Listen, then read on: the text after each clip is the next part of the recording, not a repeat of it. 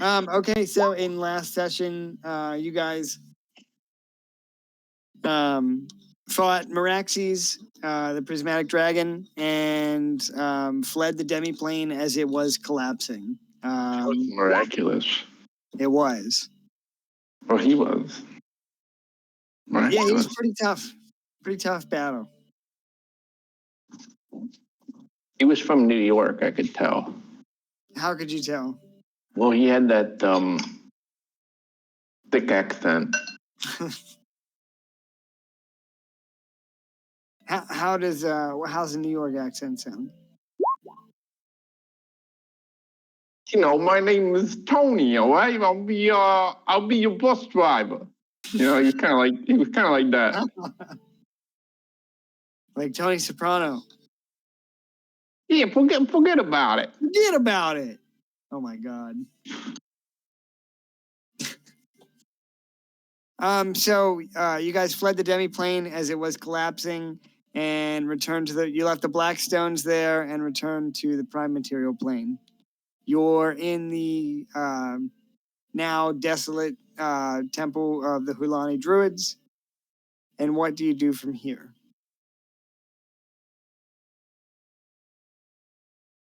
Long rest. You could safely long rest here in the temple.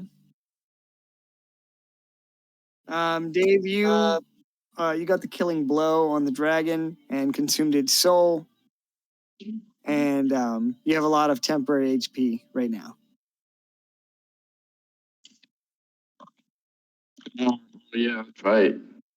So, but yes, you guys can take a long rest safely here if you wish. Are you doing anything during your long rests? Too hot. At all? Too hot. Right now? No, the rice. Is it? It should be fresh.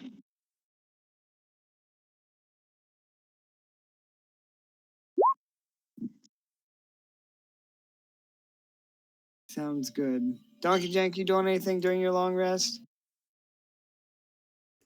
No, I'm gonna rest. Okay. Total Goth?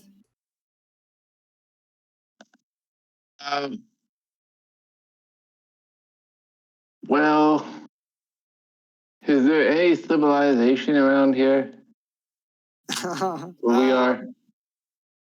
You're not sure. I mean, you know that there's the elves of Innisari are near the coast, but you might have to explore a little bit to find any further civilizations.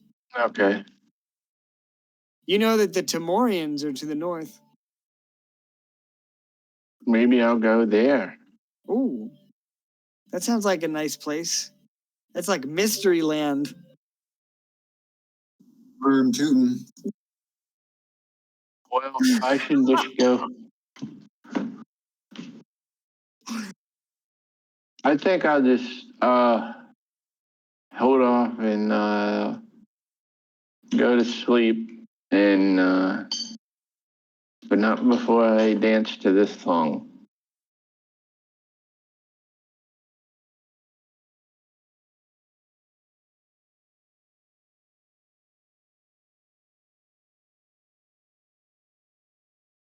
Oh my. Let's.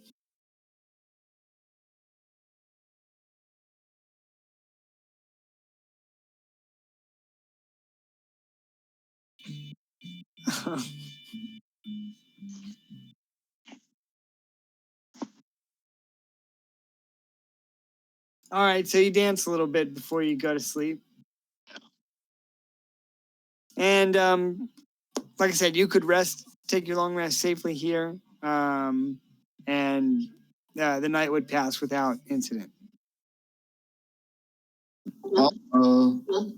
Level 17. Oh, and our proficiency bonus goes up.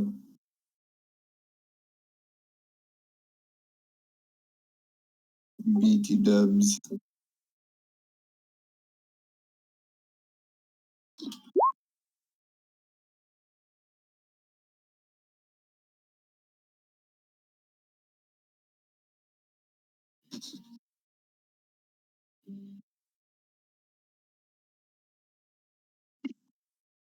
All right, so the night passes, and you awaken feeling refreshed and perhaps a little unburdened without the Blackstones in your possession. So what do you do? Oh man. Well, I'm so glad you asked. Actually, I have nothing immediately short term, just a couple long term things. I don't know if you guys had anything you immediately wanted to do.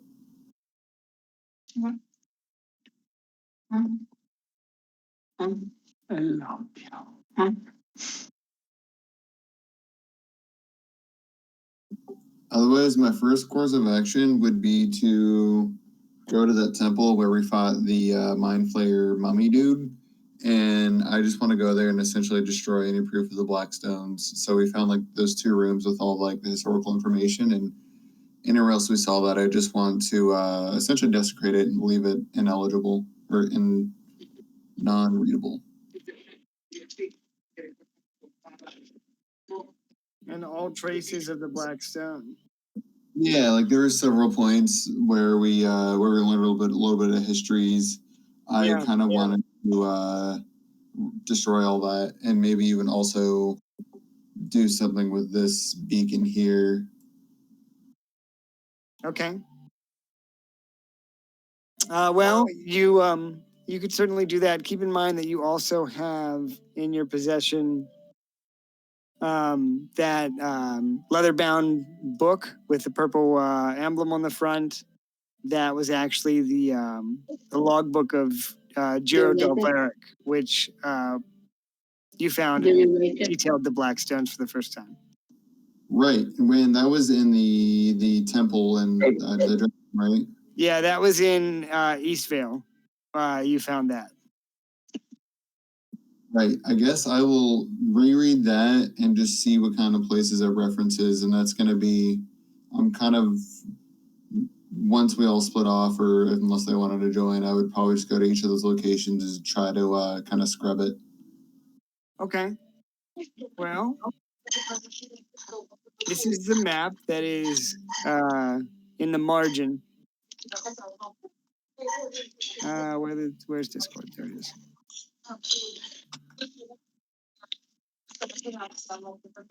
This was the site map where the stones were believed to be held. You know that Gregor Ironbane in the city of Landcarfen was also seeking the stones as well. And refresh my memory, is he still kicking it? Is he still alive? Yes. Yeah, he's one of the members of the Council of Lords in Landcarfen. Well, I think while we're here and in this temple, I think I will destroy this beacon. And then what I'm thinking, and I don't want to speak for the party, but if there's nothing immediately after that, I would go to the temple in northeast Rusvar and kind of destroy those rooms. And then I would go east to Eastvale. And also maybe while there, I'll help Turtle Goth with the swamp. Okay.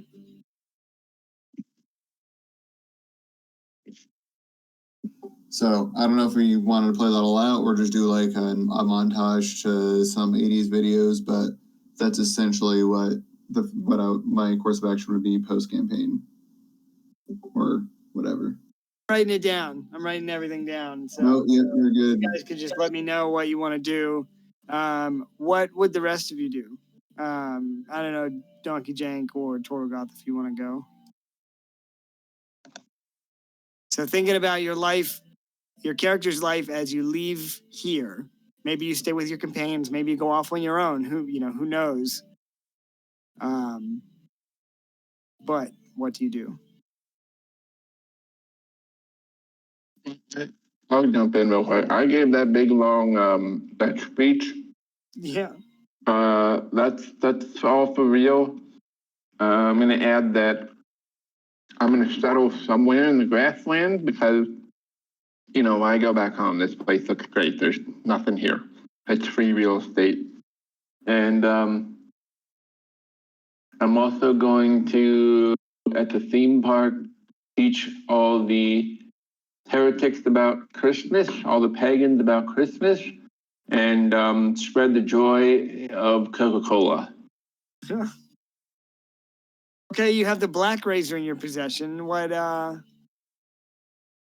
do you plan to do with that? And also, didn't you have an original mission when you set out? Yeah, my original mission was, I could bring Shrek back. Maybe a little bit of teleportation. And if I'm level 17, I could probably cast True Resurrection.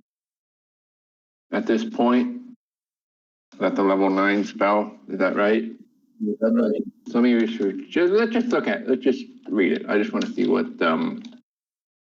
I think as long as they haven't been dead for more than 200 years, and if they don't really have a body. Yeah, that's correct for True Resurrection. We don't have the body. We don't. So if there has to be some sort of willing. Yeah, and it can't be more than 200 years. And if they're killed by something with the black razor, then their spirit wouldn't be able correct. to return. So Okay. you murdered my boy Dane DeMar. I know. And I'm just kind of like saying that maybe we don't want people to find us, so we should just kind of put something here that marks Danny as the hero and the savior for history to remember. And I'll True Resurrect Shrek, and he will be in the theme park. Maybe he will make the rides. Really scary. I'm sure I'll be good at that. And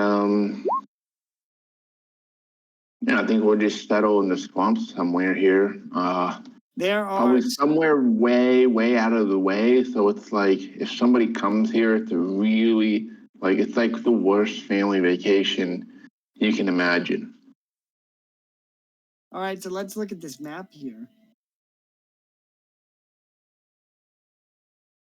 There are a lot of marshlands to the south here. This looks like a mini golf course. We can put one of those in here.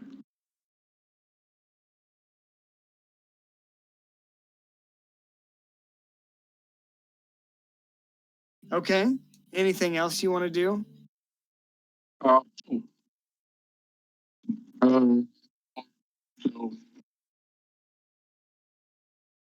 saying that the black razor is too dangerous to be held by one. It's too dangerous to be held out in the open by one person. So I'm just going to entrust it with to a random stranger with dark robes, and just pass it off. How long? Holy shit! You skipped. How long do you have it before you give it away? How long does this? And also, you keep in mind that the sword won't just accept anyone as its owner. It has to be a worthy wielder. So keep that in mind. But yeah, how long would you keep possession of the sword before giving it up? You can certainly pass it on to someone. I just want to know how long you have it. As soon as I find a very eager but shady buyer. But not before you get a portrait commissioned of yourself, surely. Surely. That we're gonna have that done. Because we know that is a canon event. Yeah. Listen, that's one of the last things my necromancer ever saw. I'm gonna commission somebody from what's the town called? The Dreadmont. I'm gonna commission an artist from the Dreadmont to Boxy artist. Yeah. So he's gonna do the portrait on stone or something like that. And then while I'm there, I guess I'll just find a buyer or something like that. For the Black Razor. Mm-hmm. Okay. I'll touch on that then in the epilogue. And then I'm gonna get married, have kids, retire, and move to Florida. Or the grasslands. I mean, the grasslands is basically Florida, right? Yeah, I mean, yeah, parts of it. They don't tax the 401k and all that. Yeah, it's a great way. It's a great place to retire. Okay, we're gonna do all of the above. All right, I'll touch on this in the epilogue then.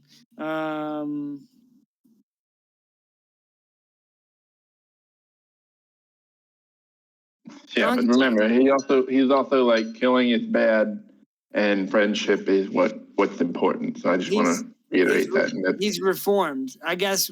Yeah. Your bloodlust sated and being able to revive Shrek has really changed you, right? Right. I knew it. I knew it. Donkey Jake, what do you? Yeah, I'm done. No, I'm done. Go ahead. Are you sure? No, I was just gonna say I messaged you that one time about character development. Yeah.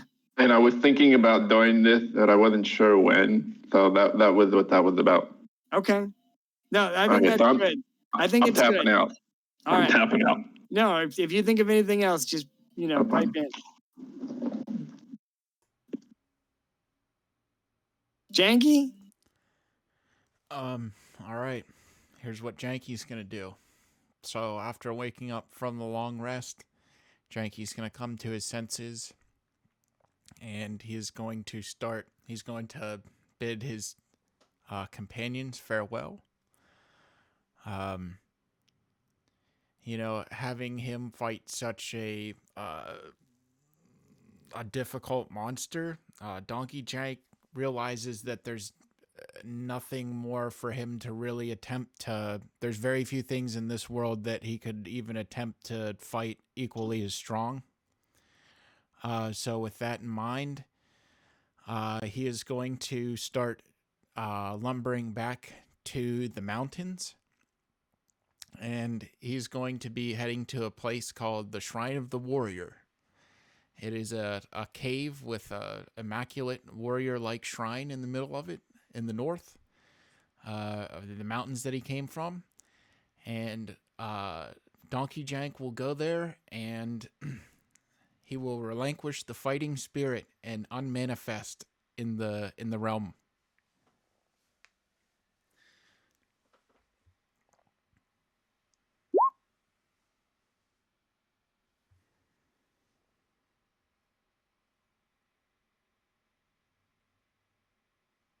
So be it. So you'll relinquish your fighting spirit and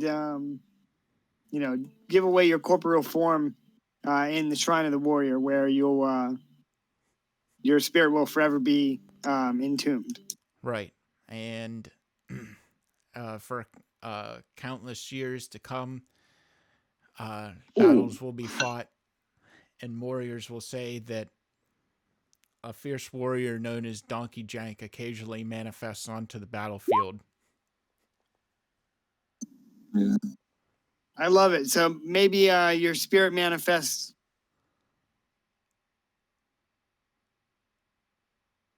throughout history as great battles are fought.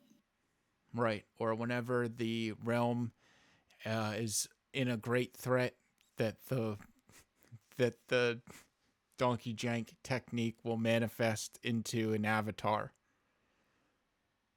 and defend the realm.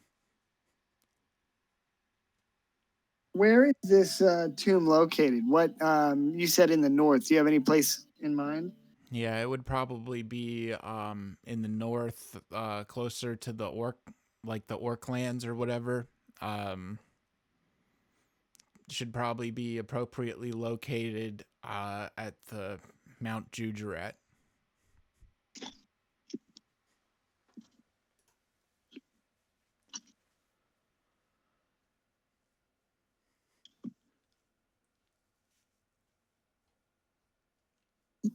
Dave and I might be able to contact you via astral projection in the future. All right. Did you guys want to do any encounters or anything, or should we just epilogue it and then we can talk about the next campaign and against the Giants? Gelati house. What? Gelati house. Yeah, you had me cracking up with that. Don't get so cocky there. I was telling us about that. And, just craziness.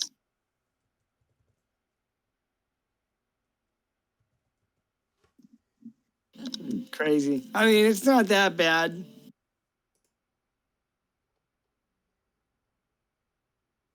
Not the worst thing anybody's ever done.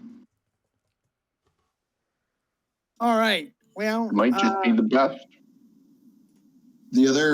I do have one more thing, Clone. Sure, go ahead. After all of that, after he kind of does what he can to erase any knowledge of the Blackstones, he's definitely kind of going through an existential crisis, because he initially kind of served Bahamut and all of Justice and Order, and then he kind of went power hungry, served Tiamat for a little bit, and then now he kind of finds himself in the middle ground. So after all, he's going to kind of go around and search for someone worthy whom he can be like their champion. But prior to that, he also might kind of disappear and go to the Dreadlands for a while. But that's going to be his ultimate goal, is try to find somebody whom he can be their champion. Did you eat all of it? I don't know. You're going to? I don't know. That's all of it. I was looking for more. That's all of it. Is it spec suit? Yeah. Like a different kind. Yeah. So I only made a delicious paksu, but it's in a dark sauce instead of a light sauce. Mm. Give me 1 second. Wow. I might want to hold off a second. This could be a good another meal. For you. All right, let's start with. I'm gonna go do my test. I'm gonna go and do my test in the bedroom. What are you feeling? Yeah. Hey, it's hot. It's like Hulani grassland hot these days. It's been miserable lately. It's gonna cool off this weekend. Man, I try hiking in the desert in 8,500 feet in elevation. Nah, dude. That was insane. You have to wear a spacesuit? It's other levels of hot out there. Like people say about the dry heat, that's total bullshit, dude. The dry heat is brutal. Yeah, and especially you burn so quick with the elevation, and we were lucky. It was at least pretty cloudy for the most part, but whenever the sun would come out, holy shit. Have you ever tried the all heat? Heat. Oh, I guess we'll have to decide the fate of Galador. Oh yeah. Can someone tell me what's going on with Galia? Does he want to be? Does he want to come to the theme park that I'm setting up, or what? I mean, let me put it this way: if you don't have anything for him, I have a pretty good ending for Galador. Oh, I might also res the druid that runs his temple on the way out. Okay. Silva Moonshadow. That one. Okay. Her corpse is actually right near your feet, so. Cool. I'll make it one of the last things we do, maybe after my companions depart. Well, think about what you want to do for Galador, and like I said, if you don't have anything. Okay. I want to meet as a total, where would I go to meet if I wanted to marry a respectable turtle and then have turtle babies? Or where would I hit up the dating scene here? On Tinder. On Tinder. I guess your best bet would probably you could leave here and follow the course of the river. That would eventually either lead you to the sea or you would find some swamplands. Oh, okay. Maybe mingle in the sea? Yeah, I mean, are you a sea turtle or a swamp turtle, or are you both? I honestly don't know. I assume turtles can go both places. Go both ways, huh? Hey man, they're just taking advantage of the scene.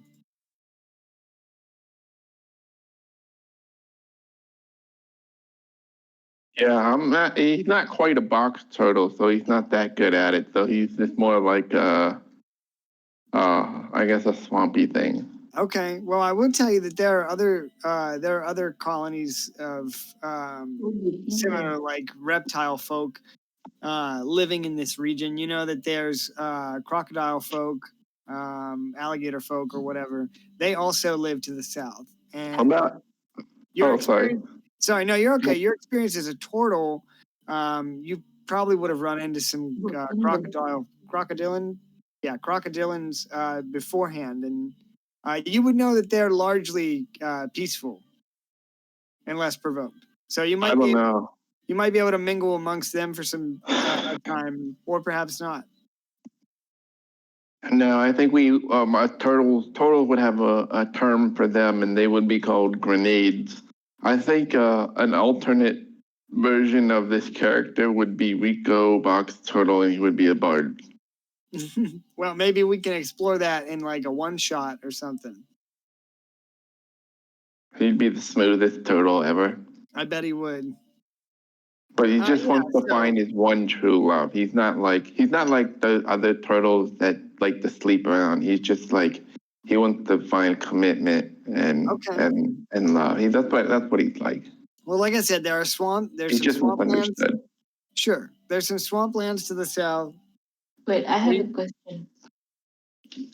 If your turtle wants to visit the girl's house, does that mean you have to go there naked?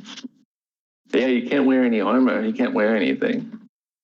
And then Oh, what yeah, if there's a the shell. girl runs? If she runs, Yeah. then he's speedy. She's a speedy turtle. He'd be there naked. Outside you. Yeah, I don't know how that works. That's gonna be he's meet other turtles in your area. Yeah, I he's saw looking. I saw a video on Reddit yesterday of this guy walking a turtle. They're a lot faster than I thought. That thing was moving. I saw one yesterday walking across the road. Oh, He was walking towards the stream. this was like a big turtle, like Oh, wow. Oh, tortoise. this one was pretty big. It wasn't a tortoise, but he was pretty big. Like he was as big as like his shell was as big as a dinner plate. Like if you were a Oh, wow. halfling, Like your own. you could definitely ride this turtle as a mount. Note taken. I'm rolling halfling next game. Okay. All right. Yeah, so there's swamplands to the south, or maybe when you return to Turtle Deep in Eastvale, you find the turtle next door. Hmm?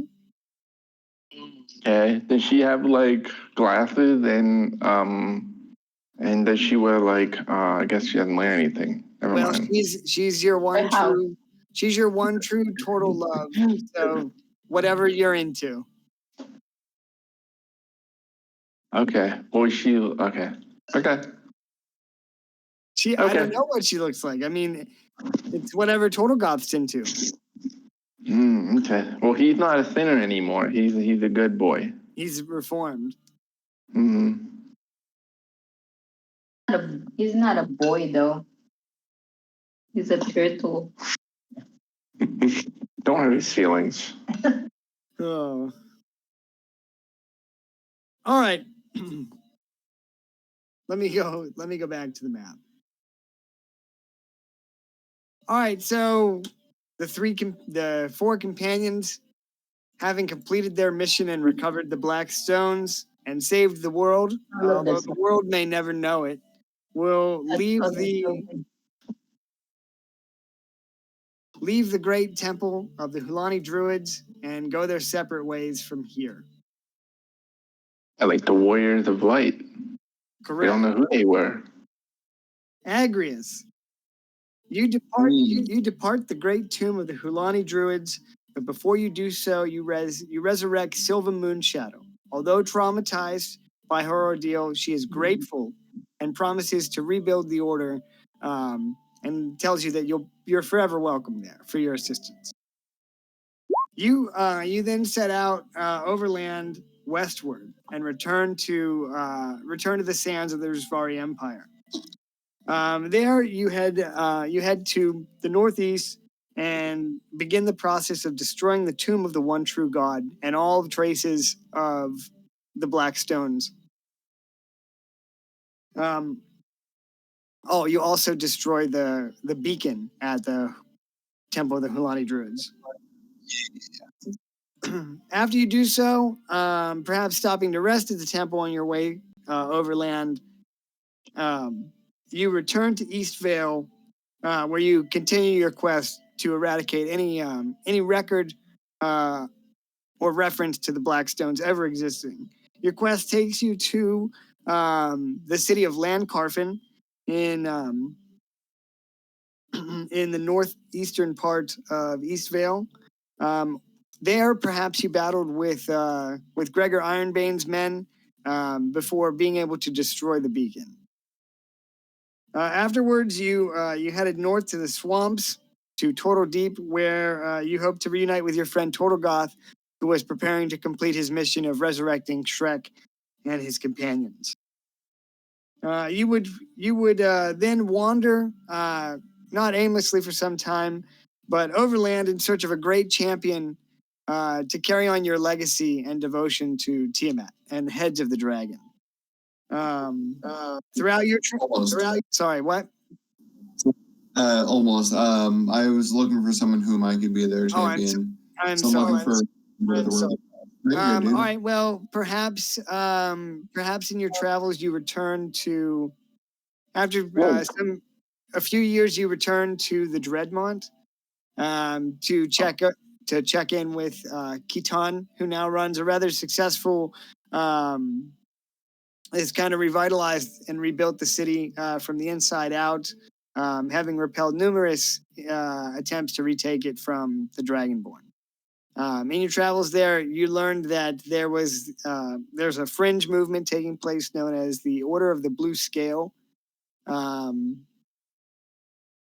The Order of the Blue Scale are acolytes and initiates that supposedly, to your record, have sworn themselves to the service of a great blue dragon somewhere in the Rusvari Desert. I immediately swear to combat. His name is Jujek. Well, interestingly enough, you swear to combat them, but they are remnants of the Order of the Sapphire. Yep. That's unfortunate. Yeah. So, all right. So perhaps you swear them as your nemesis and spend quite some time in the desert battling them and their influence.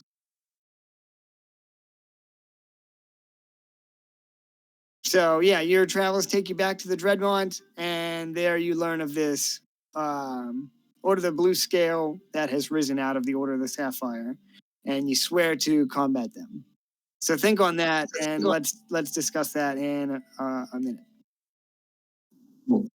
Janky, Donkey Jank, one of the strongest warriors to ever walk the earth. You bid farewell to your companions at the Temple of the Hulani Druids and travel overland. You have a great distance to travel. How do you wish to do so? You know that in this period in time, the Hot Gates at Aurelis are closed to the Dragonborn. There's some reference to a pass under the shadow of Ebonmaw, or you could travel through to Moria. Let's see. Donkey Jank's gonna take the underpass. Okay. All right. So, do you choose to accompany Agrius west?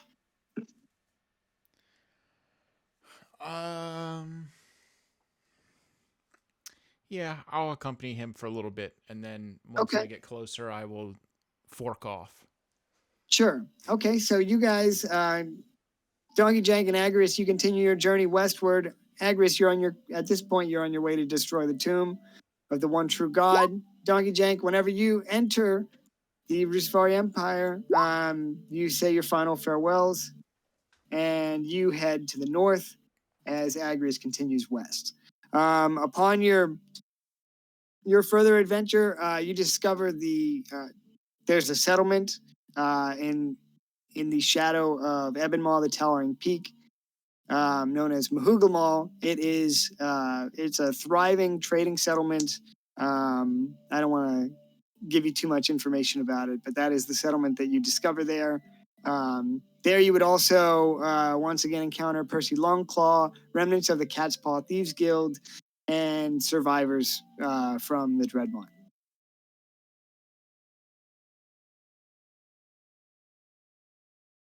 Afterwards, as you pass through the area, you would continue north. Yeah, so Agrius gave you a potion of etherealness, should you need it at some point in your journey. You know that returning to the Northlands at this point is going to be quite dangerous. You have no doubt heard tell of the war that is ongoing there with the dwarves, the Dawn Wardens of Aurelus, and members of your kin. But nevertheless, you make the journey. Not much in this world could scare you, seeing all that you've faced at this point. The journey is long and arduous, and perhaps you have to battle on your way there. I'm not sure. But you make the journey to the far north, and return to the mountains. There, at the Shrine of the Warrior, you find the Shrine of the Warrior, a cave with an immaculate shrine to kith and kin that have come before you. Here you, weary from your long journey and all the battles that you have fought, you relinquish your fighting spirit and surrender your corporeal form to what lies beyond. Your bones will forever be entombed within this Shrine of the Warrior for time innumerable. Over the course of history to come and the endless battles that will be fought, it's said that the spirit of a great warrior manifests from time to time on the battlefield. When the realm is most threatened, this fighting spirit manifests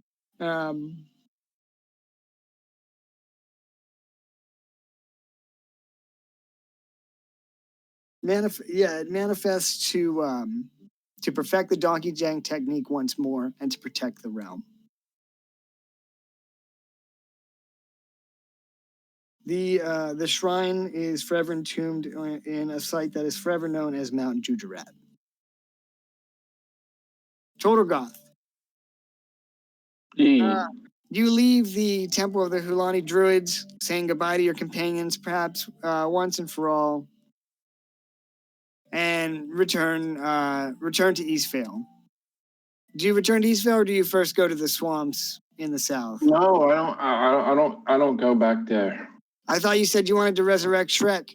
I did, but it looks like I don't need to have a body for true resurrection to work. It just says if the spirit is willing and it hasn't been dead in 200 years at all. Right? It does say, so I'm not sure how that works. You have to touch a creature that has been dead. Oh, it says ranged touch. Yeah, you have to touch a creature that's been dead. So you would have to return if you wanted to resurrect him. No, I have to touch his body? Yeah. Gnarly. Hey man, rappers write songs about that. Okay, well, I guess I'll go back. Okay. So you leave the temple. I teleport. You teleport? Yeah. Well, you would leave the temple, right? You would still Okay. walk to the exit, right? Well, I would go out and then I would That's do fine. my elven ninjutsu, and then I would teleport to Okay. Eastvale. You see, the last you see of your companions, Donkey Jank and Agrius, are heading westward. You return to Eastvale and to Total Deep, what was once your home. The peacefulness of the swamp reminds you of easier days before you set out on your quest for bloody vengeance. There, you revive Shrek and his companions, Donkey and Puss in Boots. Grateful to you for your assistance. They eagerly agree to come work at your future amusement park.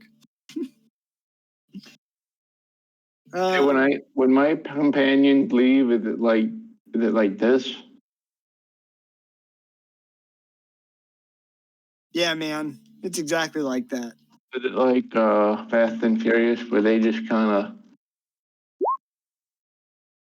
they just kind of keep going? But where's the part here? This part. See you later, bro. Yeah, man. Don't crash that Prius. Or whatever you should drive. Anyway, continue. All right, so you return to Total Deep, though not for long. You convince Shrek and Co. to return with you to the Hulani grasslands where you plan to open your immaculate amusement park. You return to the temple of the Hulani Druids and erect a memorial to Dane Damar, declaring him the savior of humanity that bravely gave his life to destroy the Black Stones. As Shrek and his companions set about the task of constructing your amusement park, you decide that you have a little bit of wanderlust left in your old bones and decide to head back to the Dreadmont so that you can see how the Tabaxi are governing the city. Here, you also hear rumors of the Order of the Blue Scale rising to prominence in the area under the service of Jujerix, a great blue dragon. You encounter Khitan, and you see that the city is running perhaps more efficiently and much better than before. The Tabaxi are fierce fighters, and despite the best attempts of the Rusvari Emperor, they've withstood every assault that has been thrown their way. Inside of the city, you commission a Tabaxi artist to draw a portrait of you that will withstand through the ages. You commission this portrait of yourself holding the Black Razor. It is an immaculate work, and you pay top dollar for it. After the portrait is finished, you decide to part with the sword, finding a worthy wielder in a dark cloak. An exchange of coins precedes sale of the weapon, and you part your ways with the sentient sword that once may have saved the realm itself. Great. I'm going to use this coin to start my amusement park. Excellent. That being done, you'd return eastward, reunite with Shrek and Co., and operate your amusement park through the ages. And then I find Shrek's my hetero life mate. Now I need to find a side piece. No, wait a minute. I think I'm using the wrong words here. Another hetero life mate, but a different. You know what I'm trying to say. A bro. Not a bro. Those Shrek is yeah. Well, I don't know what they call. You know how they have names for animals? I don't know what they call female turtles, so you have to forgive me. Her name will be Shelly. Okay, Shelly the female portal. Franken Shelly. She's got to be a little goth. You know, that's what he's into. Total goth and Shelly goth. Yeah, there you go. Okay. All right. So as you are constructing your amusement park, you wander throughout the piece of the Hulani grasslands. This part of civilization that remains largely untouched. Brings great peace to you as a turtle. And through your travels, you eventually encounter your life partner, Shelly Goth. And the two of you spend the rest of your days happily running an amusement park with Shrek and his companions. Is Shrek a little jealous though? I mean, No, because No. listen, at this point, this is let's he's gonna meet what's her name at some point. Fiona. Yeah, Fiona, that's what her name is. Yeah, so let's say that Shrek also meets his life partner at some point. Maybe you go on Shrek's quest with him eventually.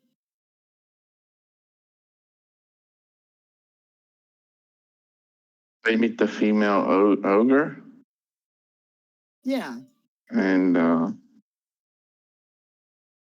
maybe they're the donkey too. maybe. Well, this So- is bigger than a triangle. This is like a octagon. I forgot to add that Agrius, after your many years spent warring with the Order of the Blue Scale, you were last seen journeying to the Dreadlands in search of greater challenge. Yee. What is Galador's fate? I have a fate for him. If you have a better one, feel free. But Let's just discuss and then we'll pick. I was thinking about having, you know how Subway is everywhere. Well, I was gonna have like a Subway at the amusement park where he works. He's working at Subway in an amusement park now. I don't know. That was my idea. That I just came up with. Agrius' suggestion is University. he dies of old age while leaving the temple. Donkey Jank, do you have a suggestion? No. He could just get angry at people who can't make up their mind if they want the Black Forest ham or the fake Philly cheesesteak. My thought was maybe he is given to the Rusvari Empire as a scapegoat for some of the actions that have taken place there. Or perhaps not. See, we can tell them that he's at the theme park, but they have to buy a ticket to enter.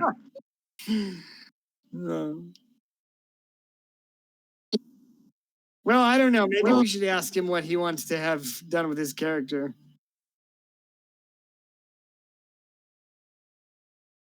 Although I don't really think he cares because he hasn't shown up for 5 weeks in a row. So, Yeah.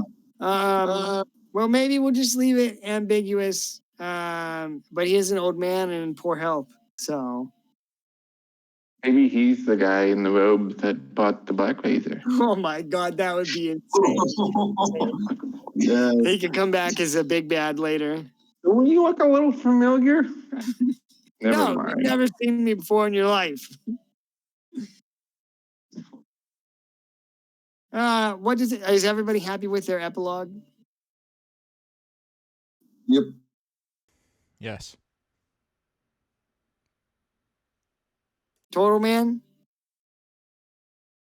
Well, yeah, I'm good. Okay. I just thought, yeah, I'm good. Well, it was a hell of a campaign, lads. Started out as just some bullshit side quest adventures. If we want to pick this, if you ever want to pick this up again, you just gotta let me know. We could, if you ever feel like playing super high level character, just let me know. I was just like, whenever I heard, well, listen, I was just gonna say, whenever I heard, I went away for, I think Thailand. Was it Thailand? I think I went to Thailand, and then I'm hearing about you guys killing Shrek, and I'm like, nah. We gotta get in here and do something about this. And I guess that's where I jumped in. Bloodlust sated. Mission complete. I think it was a lot of fun. I had a really fun time with the world building and just exploring different situations like the heist and different kind of encounters that I'd been wanting to run for some time. So I had a great time. So like I said, if you guys feel the need to ever pick this up again, just let me know, because I can put together just a bullshit adventure if you companions want to reunite in the future. Yeah. That being said, I know the plan is to return to Against the Giants. I was going to distribute my session 0 document now if you guys wanted it. I don't mind. Yeah. That way you'll have it. We can discuss it. If there's anything in there that needs changed, just let me know. Yeah, or else if there's like a week or something that, we're like pressed for time or schedules don't really congeal too well, but we have a little bit of time, we could always explore that a little bit or at least talk about it.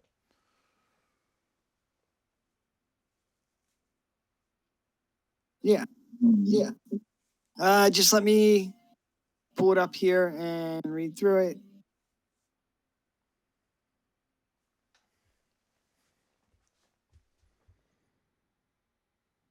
The only thing I'm a little sad about is now that I'm level 17, I get improved Reaper, which means any spell 1 through 5 level that has a target of 1 creature automatically targets 2 creatures if they're 5 feet away from each other. That's pretty cool. It doesn't affect every spell, but it's just, and I don't think you can upcast with it, but. Well, if you feel the need to, I can always put together a one shot, because there's maps for this campaign that I didn't use. I want to show you guys this one map that I made. Show it. Yeah, if you got it up here. Yeah, man.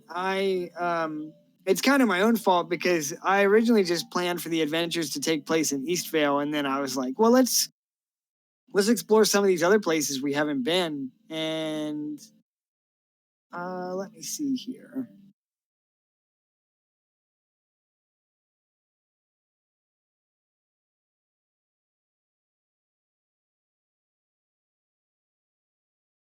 So if you went to Landcarfen City, this is what you would have found. If you went to Landcarfen and decided to see the beacon there. So Landcarfen is built into the side of a mountain where a river runs to the sea. And at the very top here, they constructed this beacon. Oh, yeah, I see that. And I had 2 versions that I wasn't sure which one I wanted to use. Well, one daytime and one nighttime, or one in the vein. Yeah. So anyway, yeah, it was cool. I mean, okay. That looks like if you fall off, you would just go down.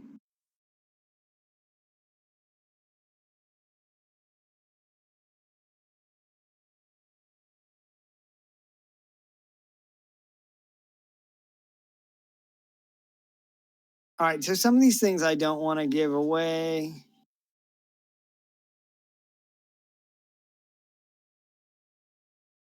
Man. I don't want to give away too much. What's this? All right, I'm going to drop it in Discord. Session 0 document.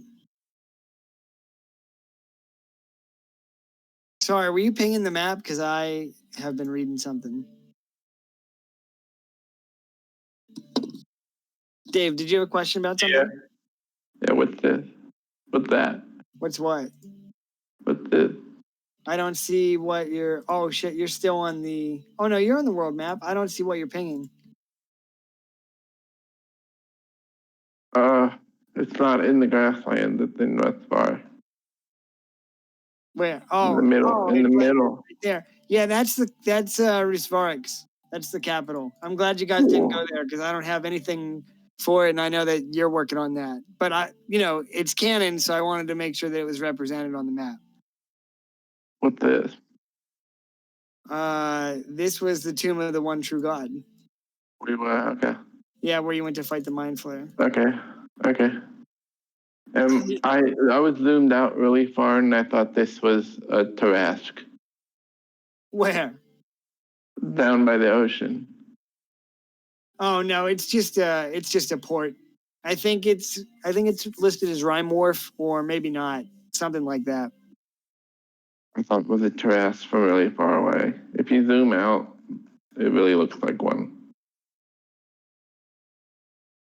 Yeah, this map really stretched Illwinter's to its maximum because it's not meant to be used like this.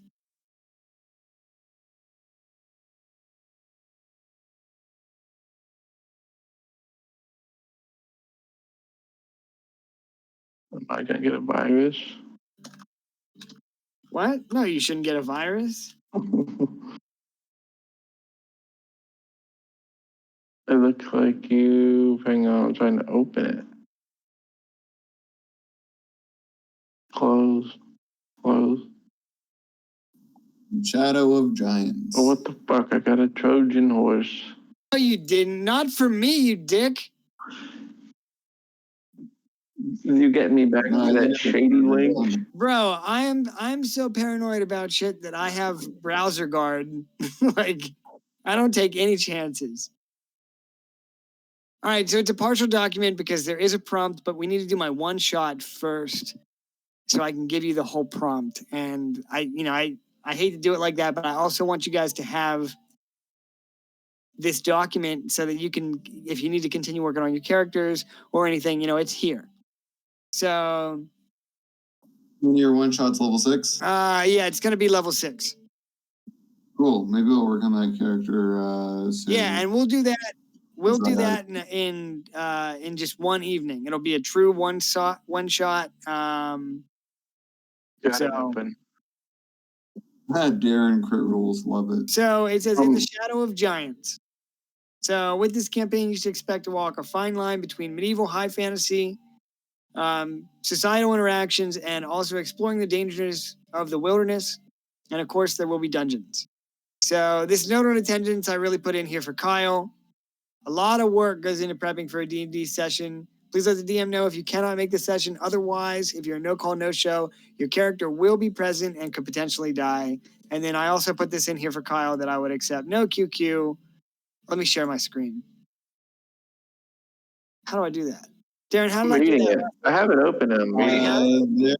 There's a button. Oh, it's on your chat underneath the voice connected. You see screen. It should be above your character. When you shared screen with the Hero Forge. Yeah, man.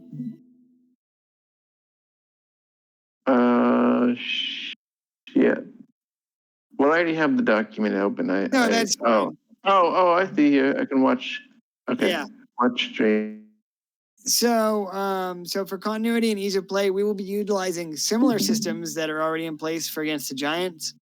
With that said, the rule of cool will be observed in certain situations and where appropriate, because we play to have fun. So the hook here, it's a partial hook, is that after 25 years of peace, Talos and the Western Kingdoms are threatened once again. Yeah, I'm back. You kicked me out. Amazing. I got it. You good? So yeah. The setting is primarily the Western Kingdoms, mostly Auralis. You should expect overland travel. Rules and mechanics, we are using point buy. Rules is interpreted, standard monetary rules with background and backstory consideration. I'll explain that. We're going to use Darren's crit rules because they're more fun. And we're using standard encumbrance rule set just to make things a little bit easier to track. So point buy, every player character starts out with an H. In each of the 6 ability scores from here, you can increase your stats from a pool of 27 points. These scores can be decreased by 2 to start with 6. Wes, when you did yours, did we say it was one of your primaries could be reduced by 2, right? Your dex or your strength, right?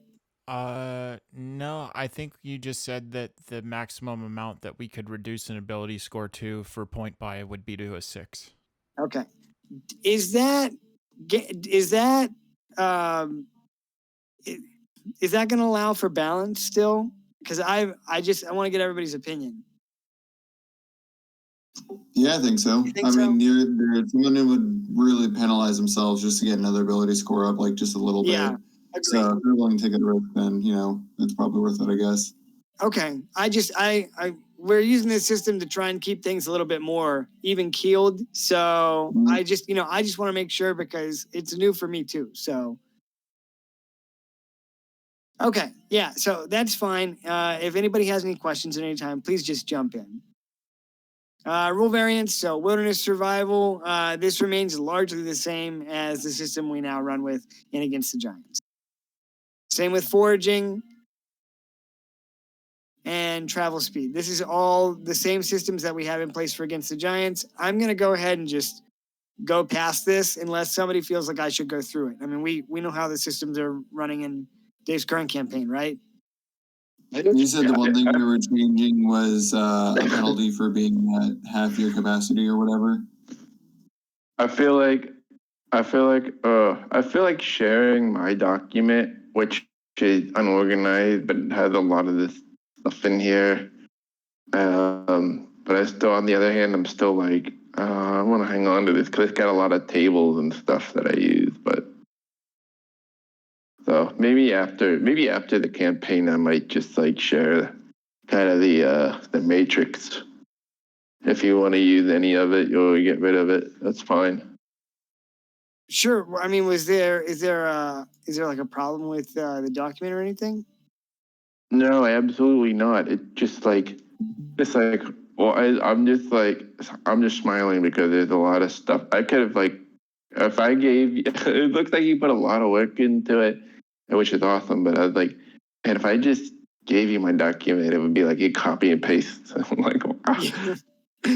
I did put honestly, I have to go over my own document again just to like refresh too. And this is like a recap too as well. I mean, I did lift this straight from the document that you sent out, but this is also in the player handbook, I think. So okay.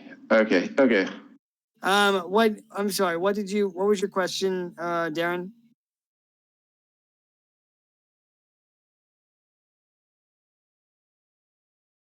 Darren? Sorry, I had to step away for a sec. What's up? What was your question? Oh, you just said that you were doing away with the variant encumbrance rules, right? Where there's a penalty for we're just going to use standard encumbrance just to make things easier.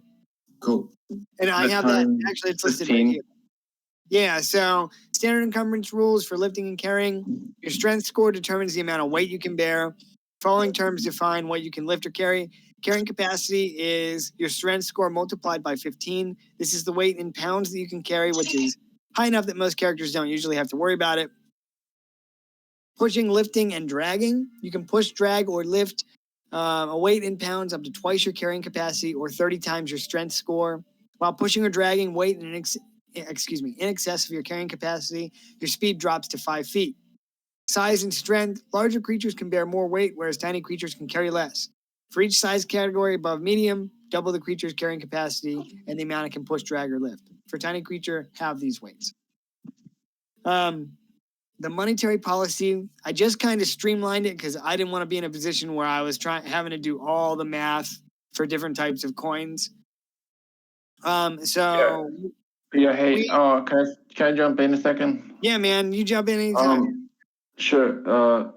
Do you guys? I've been giving this some thought, and I've been waiting after the campaign. But do you guys like the carrying rules? I was thinking about in Rustvar or another campaign about experimenting a little bit. There's another way to do it, and it's more like WoW, where you have bags, but the bags are equal to your strength score somehow. Dude, Darren and I were discussing. Remember, Darren, we discussed that alternate system that used. It was like inventory slots instead of weight. Oh, yeah. So it Yeah, was yeah. like. It was like instead of I am carrying 3 long swords that each weigh 5 pounds or whatever, it's I only have 3 weapon slots, so I can only carry 3 weapons.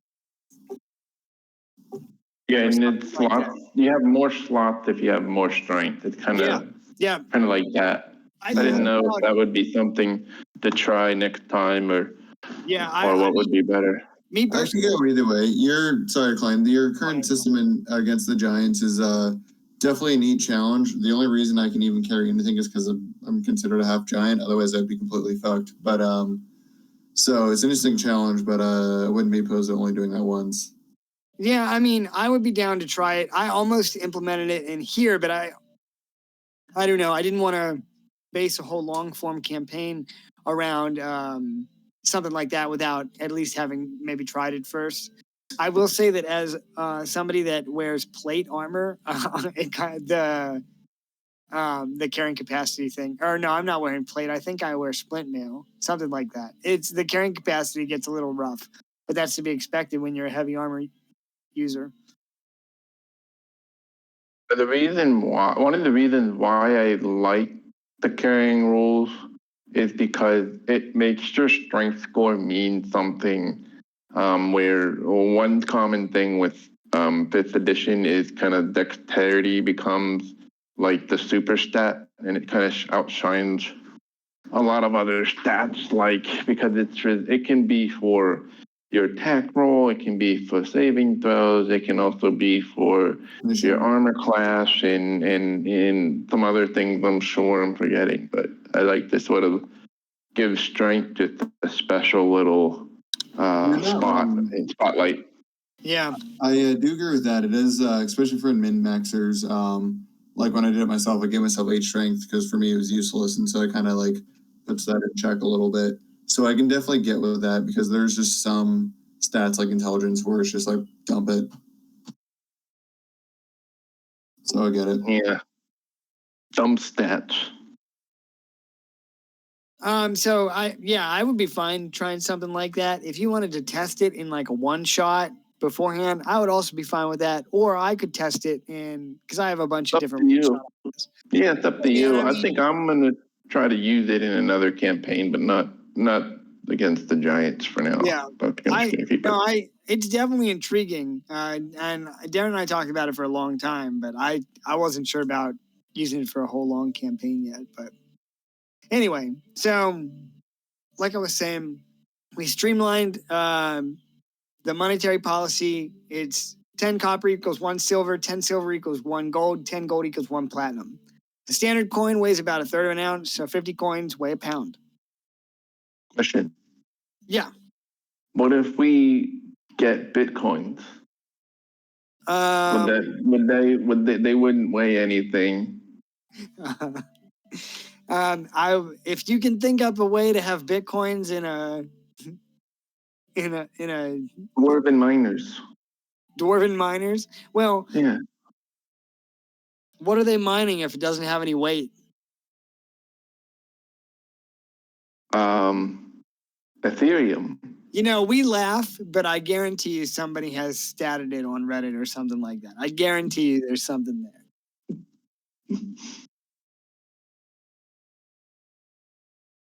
Continue. So, yes, your starting coin, there's a table here that you can use. I would also say that special consideration will be given to how your character's background or backstory may affect their starting coin. So, let me give you an example. Sir Kairos in Against the Giants is a Dawn Warden, so he receives a salary from the Royal Treasury for his service in the Royal Army, but his father had also recently passed, and he also received an inheritance as a result of his base coinage. So that's listed as an example there. Or maybe perhaps you've recently left a mercenary company and have a bit of extra coin. You might not be flush, but you might have, a little bit extra coin. Or maybe you've procured some by less than legal means. Gemstones will retain their full value and are weightless One gold piece, or I'm sorry, one gemstone equals one copper. I'm not sure I understand this. We still doing the copper thing? Well, I think we would be. Or are we going to use just a regular one gold? Yeah. The gold. Are we on the gold standard or the copper standard? So it's going to be 425 of the common era. In a time of relative peace, I feel like, society would progress at a. So magic has come into the world a little bit in this time. So that's something else to consider. I don't want to implement the gold standard unless we all agree that it's time for the gold standard. You know what I mean? How many years after? It's shame it's not 420 common era. Well, how many years after Against the Giants is this? I'm sorry. 25. 25. Okay, so Against the Giants is like 399 or something like that. Yeah, 399. Okay. 100-ish. I would also ask for the. Can I get the opinion of the representative from Timoria, please? About what, the gold thing? Yeah, are we on the gold standard or? My vote would be for the gold standard. I think it's just easier instead of just like doing math in your head for semantics. Although if you really wanted, if you were really worried about timeliness and keeping everything canon, you could switch it to more of a silver standard and then have copper and then something cheaper than that if you really wanted to. Otherwise, gold is probably less work and easier for the DM. Sure. Yeah. If we're all fine with it, I'm totally fine with it. You could go with, I don't care. If you want to go with gold, you could also make the argument that, if they eliminate the giants, the wealth, it led to wealth and prosperity and all of that good stuff. And that's where we're at. So. Yeah, I like it. Yeah. So we'll say that we're in the gold standard. It'd be like a great boom, an economic boom or something. Yeah. Well, think about the period after World War II. It was much the same, So when you wish to purchase goods, if you have gemstones, though, you can use them instead of coins. After you purchase something, you would just round up the gems you want to spend and tally their coin equivalent. Your charisma score affect buying price of goods. So, for example, a +1 modifier to charisma may reduce the price of goods or services by 10%. Conversely, a -1 modifier may increase the price of goods by that same %. Question. Yeah. Is that just for trade goods or everything? This is just be for goods. Okay. Sorry, I should have this. No, you're good. I agree with that completely. I feel like with all the goods, it'd be a little OP. Yeah, no, sorry. Something. I have it here. I just didn't. I forgot to put it in bold. Oh, no worries. I just wanted to. You guys still see my screen? Yep. All right, cool. So bartering on the borderlands. Many people conduct transactions through barter, bartering of gems and art objects, trade goods like bars of iron, bags of salt, livestock, and so on, retain their full value in the market and can also be used as currency. That's not the case everywhere, but if you're on the fringes of society, think about how the Sundarians live. They might not have much use for regular things, but trade goods they can certainly use. Gemstones they can certainly use. Now, I don't know how. I need to explain a little bit about what the Sundarians are up to in 420, for example. Everybody good so far? I plan to use my character as a prostitute, and we'll make plenty of coin that way. Okay, well, there are brothels in Kingsgarden because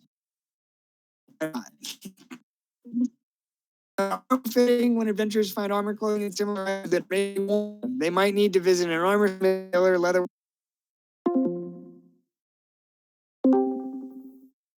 Okay. To make the item wearable, sometimes you need to find armor fitted for a dwarf in your home, or a human because you certainly wouldn't be a filthy elf mudblood. At any rate, unless you have the tool expertise based on your level to do so, you'll need to get that item fitted. 10 to 40% of the armor's base cost is the amount of coinage required. The percentage is based on the extent of the alteration. Imagine asking one of the dwarves to fit that dwarven plate to an elf frame. LOL. Selling treasure, opportunities abound to find treasure, armor. That's what happens when you you copy right out of the player's handbook. Armar. And more in dungeon to explore. Normally, you can find treasures and trinkets when you return to a town or another settlement, provided that you can find buyers and merchants interested in your arms, armor, and other equipment. As a general rule on damaged weapons, armor and other equipment fetch half their cost when sold in market. Weapons and armor used by monsters are very good enough condition to sell. That might not always be the case, depending on the creatures you encounter in your journey. Magic items, selling magic items, problematic. Finding someone to buy a potion or scroll isn't too hard, but other like items out of the realm of most, but the wealthiest nobles. Likewise, other than a few common magic items, you won't normally come across magic items or spells to purchase. The value of magic is far beyond simple gold and should always be treated as such. So a note on this, while that is true, Kingsgarden is the capital of the Kingdom of Aurelus, and there's a greater chance that you could, you may be able to find some magic items in the city. If you can find, a shop. So gems, jewelry, and art objects is listed above. And trades we already discussed. Changing in and out of armor, using one or two house rules here. This was going to be determined by majority rule, but I actually decided that rule 2 is way better. So in the wilderness / dungeons, so this is house rule number 1, you will never knock on your guard, so you can sleep in armor because you are alert. But in town or settlement, in a place where you're there to relax and relatively away from dangers, you wouldn't sleep in your armor. Military personnel learn to sleep in their gear quite often. So I won't be tracking penalties for this. I will, however, reward good role playing with this mechanic. So just something to keep in mind. After all, why willingly give up a comfortable night's sleep in a place that is safe? Okay, thanks BRB. So let's pause. I don't want to. Cool. I'm gonna BRB bio. Good. Dank. I think Donkey Dank would be Donkey Jank's stoner cousin. What do you think his name should be?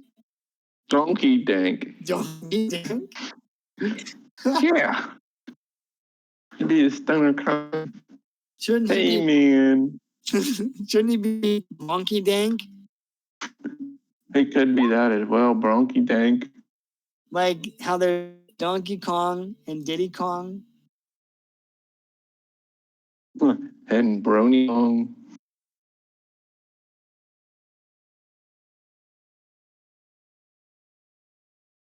Good old Jankster. The original J. The OJ. OJ. That's what he should have been. OJ. Holy shit, he's going long. He just left behind a bloody glove.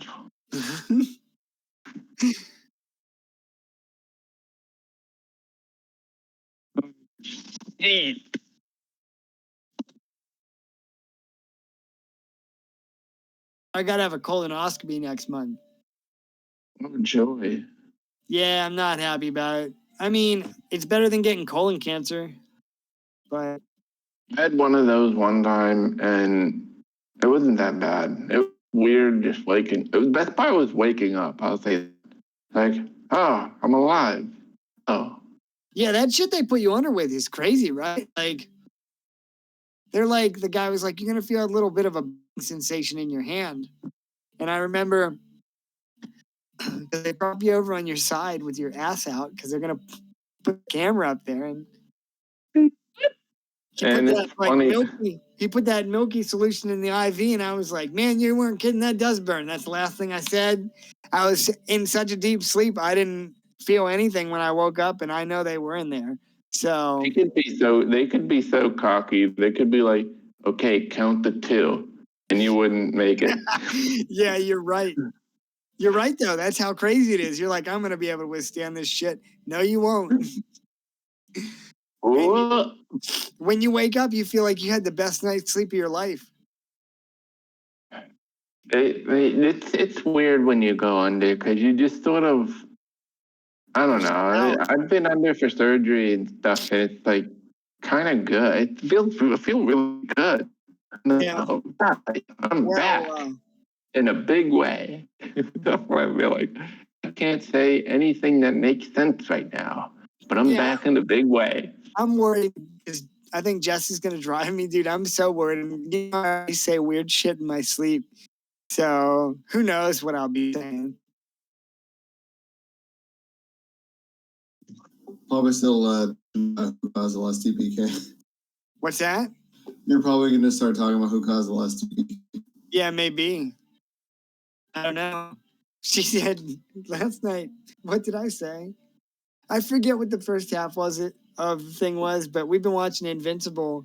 And I was like, oh no, I think I said they're going to eat all the pizza.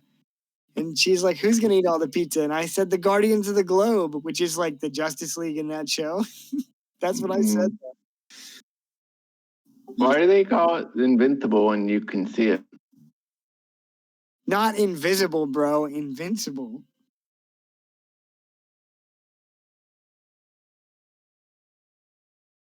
It's a really good show, though. If you have Amazon, you should give it a watch. It's honestly awesome. It's incredible. Anyway.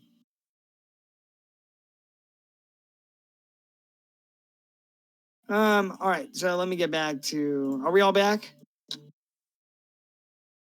Yeah. All right. So house rule number 2, donning. This is just instead of doing time limits for putting on armor. We're going to say if you're a heavy armor user, to don heavy armor, it takes 2 actions instead of 10 minutes. Medium armor takes 1 action instead of 1 minute. And light armor takes a bonus action. This offers the PCs a chance to be attacked flat-footed and would require you to lose a turn or to have food. A character needs food per day and can make food last longer by subsisting on half rations.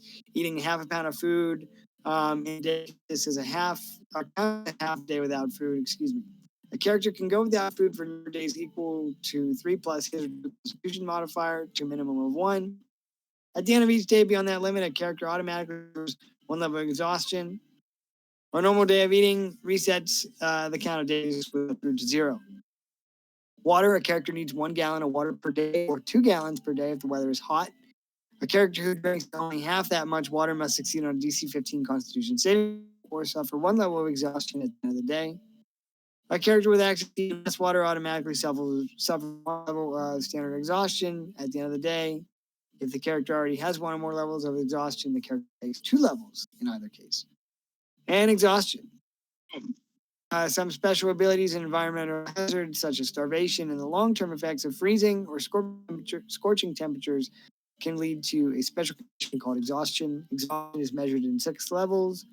You guys know this, but the effect give a creature 1 or more levels of exhaustion as specified in the effects description, and you guys can go through all 6 levels there. If an exhausted creature suffers 1 or more effect that causes exhaustion, its current level of exhaustion increases by the amount specified in the effect's description, and so on and so forth. Character death. So I threw up a picture for me here because he's an OG. Is he though? Yeah, bro, he redeemed himself. He killed like 25 orcs. Okay. He did. Watch it. Watch the movie. I'll turn it on my computer right now. Pretty sure it's closer to 18, but we'll go with that. Wow. That's more orcs. Legolas is actually a fighter, and Aragorn is actually the ranger. Aragorn, yeah, Legolas is fighter with archery fighting style. All right, sorry. He's not a ranger. No, you're good. So the wolves are sometimes in order may be slain by a single arrow. Should you fall in battle, you'll roll in using the point buy system. And lastly, a note of actions. The kingdom of Aralis is an absolute monarchy, meaning that the king holds all power over the kingdom. The line of Arendar has held the last 225 years. After the settling of Kingsgarden, numerous factions emerged. So you know about the Dawn Wardens. In 425, there's also an order of battle mages or warcasters. The Shade and the Vargirian Guard. The Vargirian Guard is an order of, so it's a Leonin reskin for canine folk. And the Vargirian Guard is an elite guard in the service to the king, is made up of these Vargi. There are some mercenary companies. This is not a complete listing of mercenary companies because I want to keep them a little close to the chest. But in the days of peace, mercenaries can still find lucrative work. Some of the mercenary companies that you do know are Clan Battleborn, the Discarded Black Wolf Company, and the Anvil Breakers are a new one that I plan to introduce in game. Trebuchet. Yeah, I love this. Inside of the city, there are several guilds. Trebuchet is a siege crouchers guild dedicated to the finest siege weapon ever made, the Trebuchet. And Catapults is the siege crafters guild dedicated to the finest siege weapon ever made, the Catapult.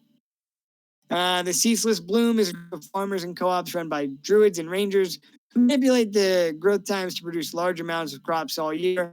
This co-op was founded after the Great Famine in Aurelius in the year of 375. The spice traders, I don't really think I need to go into detail there. Golden Road Caravan Company is a Timorian agency with a branch in Kingsgarden.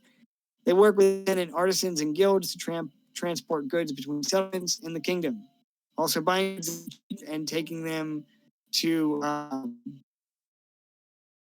high demand areas for extra profits. They run a set of wagons and cart trains with a crew, drivers, guards, and extra hands to load and unload goods, along with a guild representative. And they primarily operate on the Golden Road, which leads eastward towards Timoria.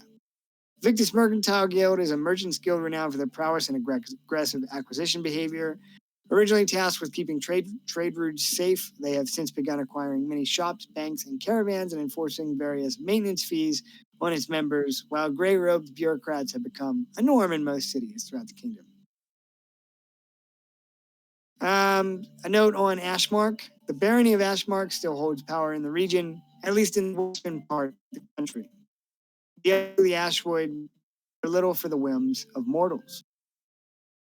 By the year 425, the Common Era, Lord Graven Ash rules that he reluctantly shares power with the mages of the Scepter Tower, led by the mage Iranian. Iranian reformed the Mages Guild into 3 branches upon taking the tower in the year 402. The Sages, the Seekers, and the Seekers believe that the truest master of the arcane comes with its use in battle. They're battle mage, wizard warriors trained in lethal spell casting and heavily armored combat. They seek to use the destructive force of the weave in warfare, shirking magical restrictions for greater control and dominance, more focused on power. Hey man, you know what's up.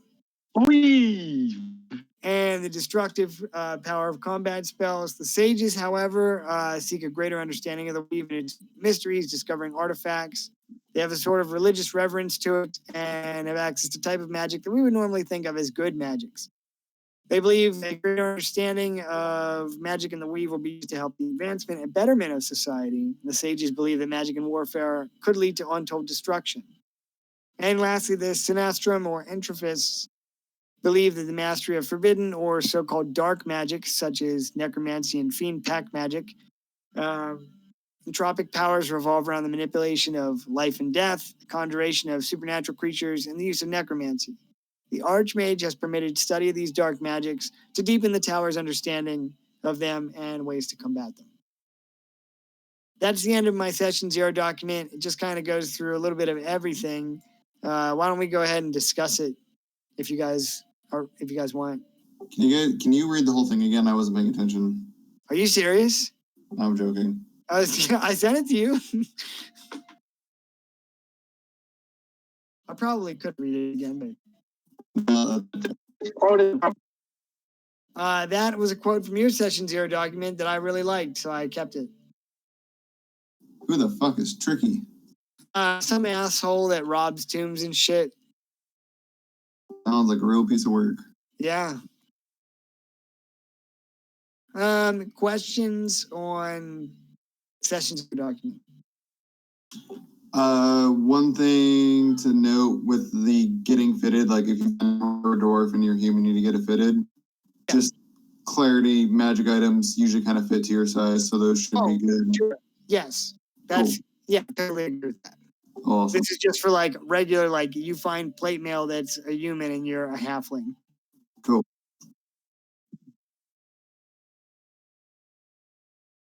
Any other?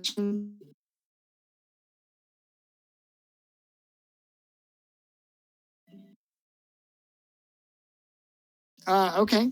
I don't have any right now, but I'll continue looking over this over the course of like the next week or so, or whenever. Yeah. And if I have any questions at that point, I'll be sure and address them. Yeah, let me know if you finish your session 0 survey. Also, send that my way before we get started. I know we're going to go back to Against the Giants, so there's not a whole lot of rush on that. But I could also prep some stuff. So the sooner you get it back to me, the better. Mine, right? What's that? You got my session 0. No, I don't think you did send it. Oh, then yeah, I'll go ahead and send it. So yeah, I'm really looking forward to it. Part of this campaign is adapted from a famous module for 3.5. I have modified it for 5th edition. I use a conversion guide, but also it's not going to be a total one-for-one conversion. I've modified it pretty heavily to suit the scenario that I'm trying to run, and I think you guys will really like it. I've been working on it for a long time, and it should prove a good time. I'm glad to be getting back to introduction of the arcane and working with things like that.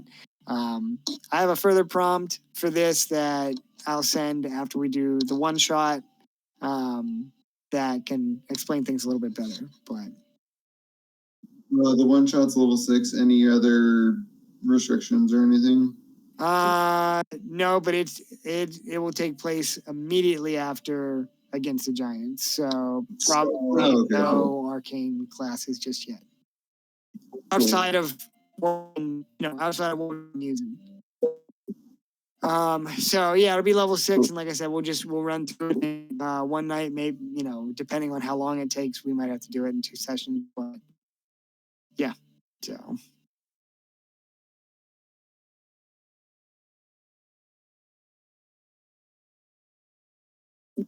It's time for some AtG.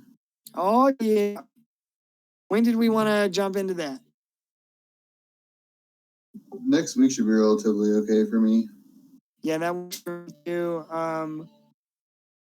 I am. Hold on. Doing some physical therapy right now, and I'll have like sessions there. Usually, though, between 5 and 6. So this 7 o'clock start time should be fine for me. Cool. And Dave's beer. Yeah, and they're not on the same day every week, so.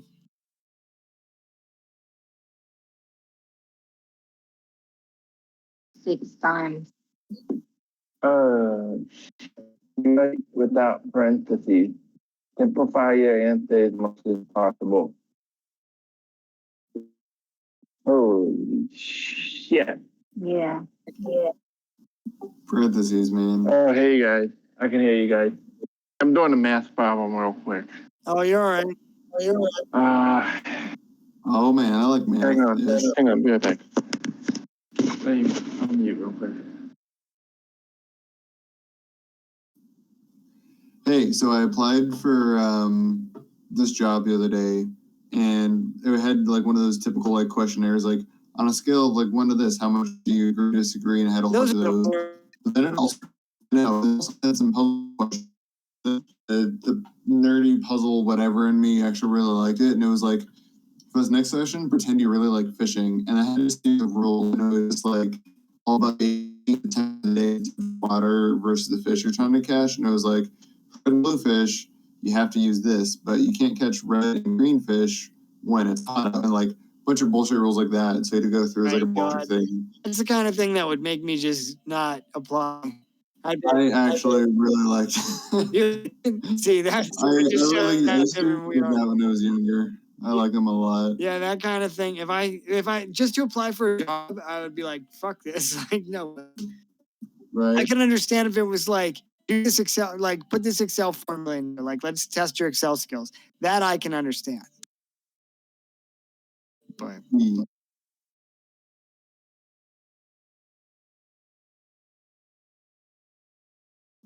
cool. Well, I'm excited to actually like do a little bit of role playing. I been testing out like how my character would respond to like certain things that would bother him and make him kind of go off his rocker and that kind of stuff. So that should be kind of fun. yeah, I'm really, really excited to run this campaign. It should be a really good time. Yeah.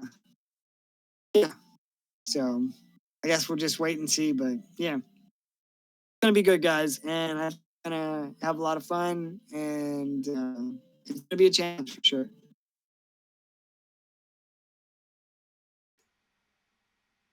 I'm good at the challenge. Remember, our characters are probably not going to be unkillable like our current ones. Oh, no. Good. I know that. Really sad if I died. I like the first encounter. I'm not gonna let that happen. No, it's cool. I'm always down with whatever happens, but what's up?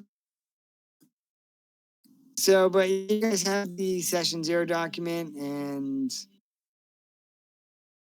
yeah, I'll send you my survey. I think it's on my work laptop, so I'll send it to you tomorrow. That's fine, man. I should have time tomorrow.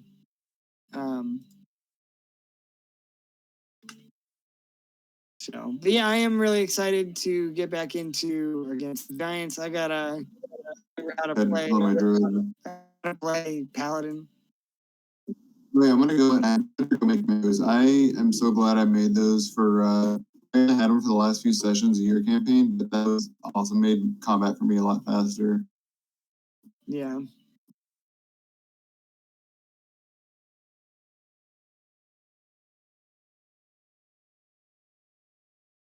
Well, I'd really like to talk some more about the campaign, but I honestly don't know what I could.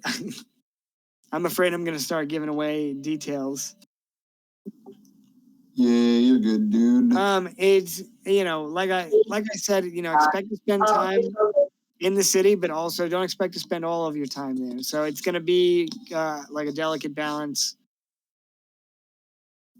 Well, yeah, I'm always good for good balance. So. All right, man. I guess I might log. Yeah, that sounds good. Yeah, we can go ahead and call it here. I just want to thanks again because it was an awesome one shot. I certainly had fun. I hope you guys had as much fun with it. And I'll be excited to go back to being a player for a little bit. Yeah. Yeah, that was a 37 shot. Awesome. Oh, sorry about that, guys. Oh, that's okay. We were just wrapping up here and saying about how we were getting ready to go back to Against the Giants. And You were giving the juicy deets while I was gone. I know that much. I was not giving away the juicy deets. The nitty gritty deets. I was not, sir.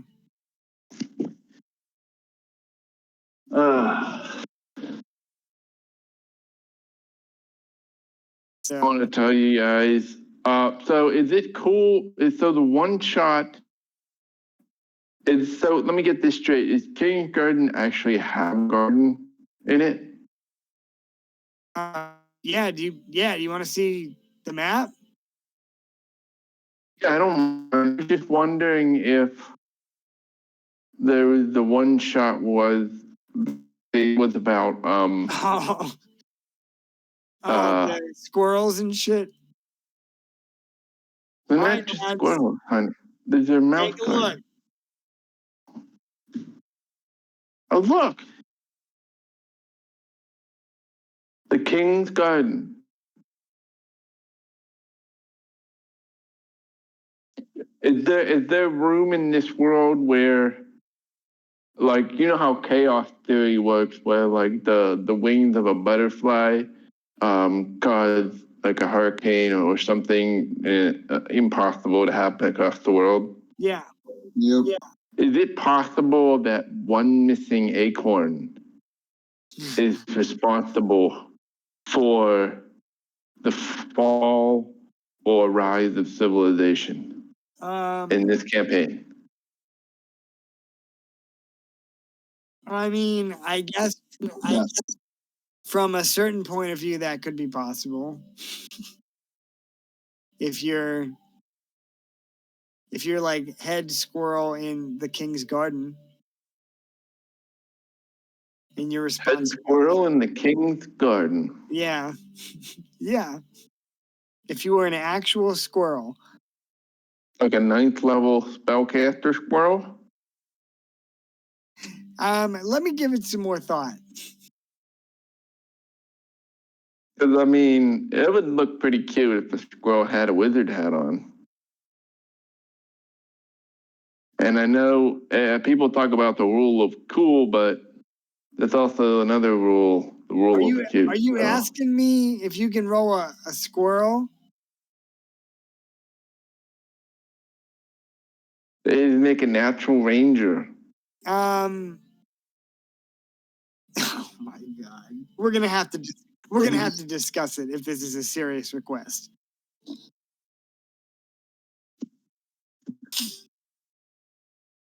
Well, I thought maybe this would be like the one shot that sets off the dominoes. Oh, if you're looking for an actual one shot that takes place in the garden, that's not gonna be it. That's not what you had planned? No, but I can make that happen for sure because it sounds great. Oh, okay. Well, It sounds really good.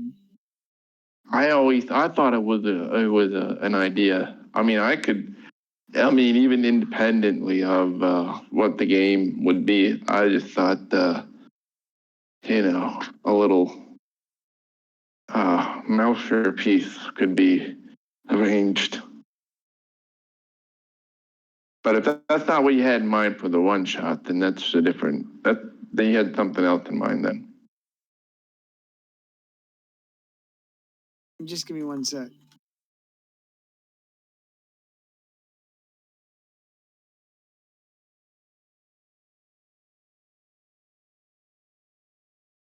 I'm looking at these guilds here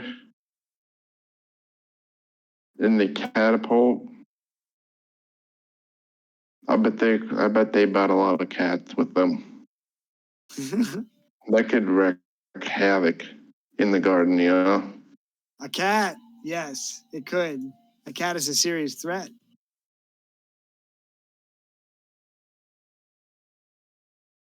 So, so if you guys should find that you need miniatures or anything, tokens, let me know. You can go. Hero Forge is free to use. You can't use the pro features, but if you go in and make your character however you want, I can go in and copy it and make a token for it with you. So if that's a thing that you want or need, just let me know. Otherwise, yeah, let me know if you have any character questions prior to starting the session, and I'll be excited to get back into Against the Giants.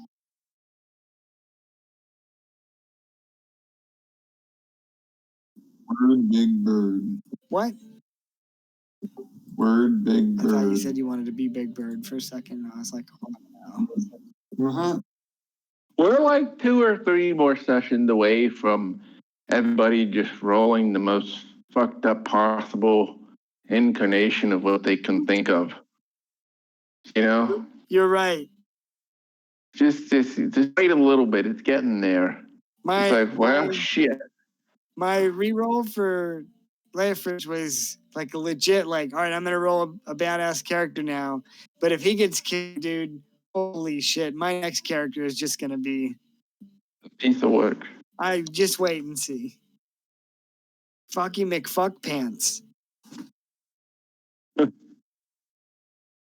Well, I don't know if I can make this official, but I do predict some more character deaths. Ah, fuck. Son of a bitch. So I'll just say that. I mean, that's just how and you just gotta watch out because not janky, but Hey, Hey, Just let's- watch out. listen. Let's just. I Oh, just want Chris. you to remember. I just want you to keep in mind that there was a time when I definitely could have killed your character and did not. Well, when was that? The last fight? Yeah. I think Darren could have brought me up. Maybe. I don't know. I don't know how many spells he had left. I don't know. I don't know if he could have at that point. If the dragon would have made a last attack, I think it would have wiped you guys. Maybe. Yeah. Maybe. He would have had to have making, I think, at least 2 to 3 more attacks on me. I had Death He Ward, could but have after that, I would seriously have hit been me for 900 damage on one attack, but I still would have lived. It's like that ability that Paladin's got. Was in the talent tree where if you don't die, you just bubble. Divine intervention. Was that what it's called? I forget what it was called, I but don't it was know. like you would always get pissed that somebody had that because you'd like, all right, execute and bubble. I was like, oh, fuck. It's like rogues cheat death. Yeah, Oh, cheat yeah, death, it's dirty. all that. It's in the same category. Dude, I would never go back to playing WoW. I mean, I love PvP, but the PvP isn't worth $15 a month. Like that's what Kyle's doing whenever he doesn't show up for D&D is just playing WoW. Like I bet he's playing WoW now. He's on Discord.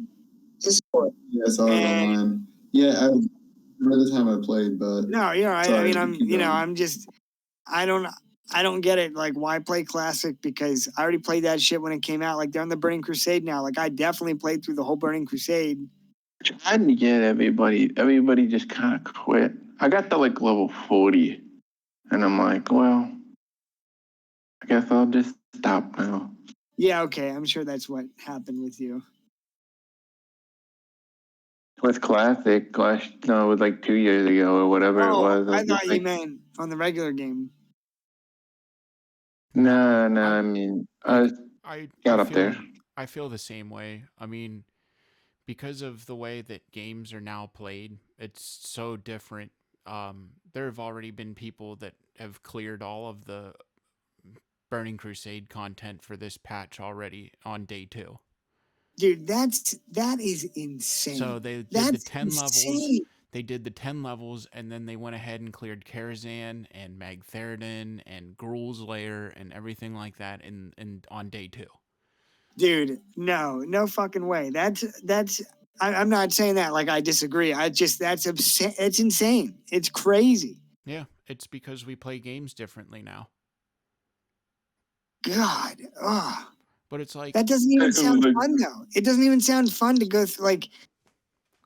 And everybody here's played WoW, so they know like at some point along the way, like it's just not fun anymore. Like you're just doing it and you're just going through the motions, and you're like, well, I'm not even really having fun. Like, well, I think the reason that you would play it is because like Classic is you're trying to recapture the old feel of nostalgia. Yeah. When really it's like you're never gonna capture that because at that point in your life you had far less responsibilities. Yep. And it's more about a time and a place that you were than where you are like just the game. Yeah. You were there when it happened. Exactly. It's like you had all the time and the resources to devote to it, so you could put as many hours as you want to, and all your friends could do the same thing. And so still not clear molten core with your guild. Dude, you know what? You know though, like for me, I honestly I couldn't get back into playing an MMO. Like the things I like to do now, like Chivalry just launched yesterday. I'll probably I can pop in that for 15 minutes and have a blast, you know. Or we play D&D once a week, you know. Like I like being able to do that, you know. And I couldn't even imagine trying to be in a raiding guild and have like a regular life, like responsibilities, and it's because it's crazy. Like, Yeah, I struggle enough just to fit D&D in with climbs and everything else, especially in the summer. Like, there's no way I could regularly raid or anything like that.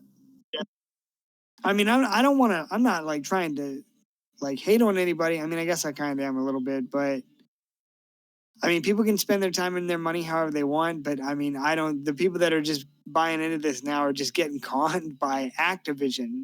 It's not even true Blizzard that launched WoW. It's Blizzard Activision, which is a vastly different company. It should be Activision, Enix, and then Square Blizzard. That's how it should have. That's the correct timeline.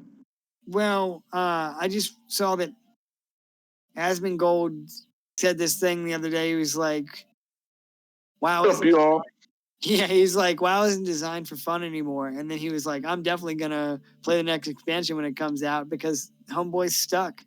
Like, if he doesn't play Battlefield, if he doesn't play WoW, he'll lose viewers.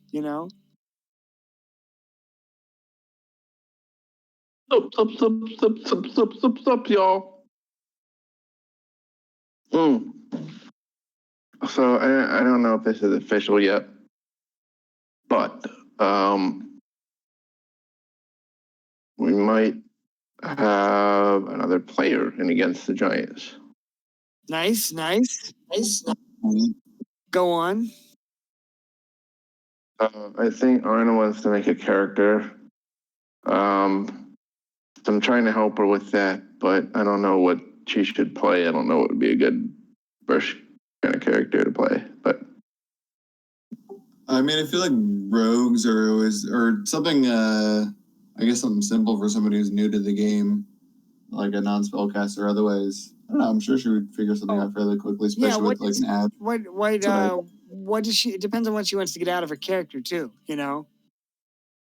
Yeah, I don't know if something simple and ease of use is more appealing, or something more complicated and intriguing. I'm not sure what the approach is here, but she's also giving me very interesting concepts to work with. Yeah. Like I want to play as air. So I'm like, okay. I'll try to work with that. There's those races, the Genasi. She can be an air Genasi. Yeah, stuff like that. I'm trying to like, okay. Jess, let me figure this out. Jess and I play D&D sometimes. I'll like run her through adventures, and so far she's played 2 rogues, and she didn't have to re-roll, but she wanted to roll a separate one. She's played 2 rogues and a monk. She played a monk in the Christmas one-shot, and she's loved all of those. She had a blast. She killed a guy. You'd be so proud. She killed a guy by kicking him in the balls. Nice. Yeah. My purse. I don't know you. Oh my God, that's Bobby Hill. What's that? From King of the Hill. I love that. That's when Bobby learned how to fight. Hey, yeah, Bobby is in. Bobby Hill is in Invincible, for real. Well, how come you can see him? What do you mean? Well, if he's in Invincible, then how can you see him? No, I didn't say invisible. I said invincible.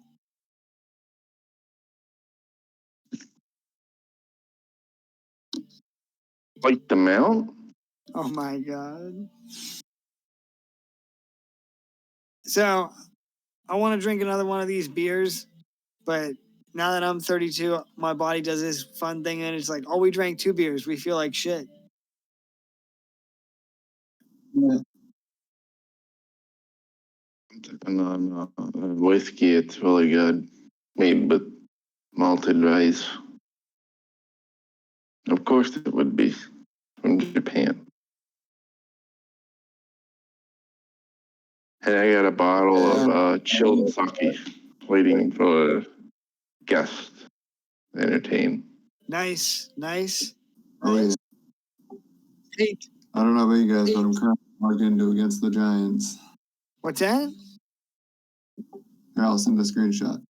Dave, I sent you I sent you guys a text. It was a message through Messenger. About maybe doing something in 2 weeks. The weekend of the 25th or the 26th, because we have a wedding next weekend in Allenbury, so we're gonna actually be staying there. I gotcha. But if you guys feel like getting together or anything, we should be free.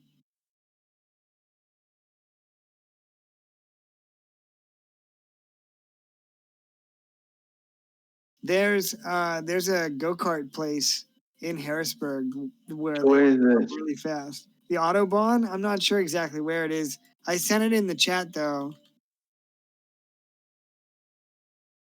Autobahn Harrisburg. And then also Hershey Park's open if you wanted to go down there. And Wes, I also put you in the chat too. I don't know if you saw it. Darren, I would have included you, but you're in Utah, bro. You're good, man. It is. Where's the address here? Dave, it's okay. So it's in Lemoyne. It's 1001 Bossler Avenue, Lemoyne. It looks awesome. High speed indoor go-karting. But we probably have to reserve some time.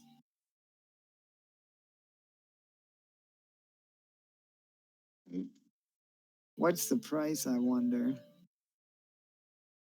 Or Hershey Park's open, which is always a sweet time. No pun intended. I had What? sweet time.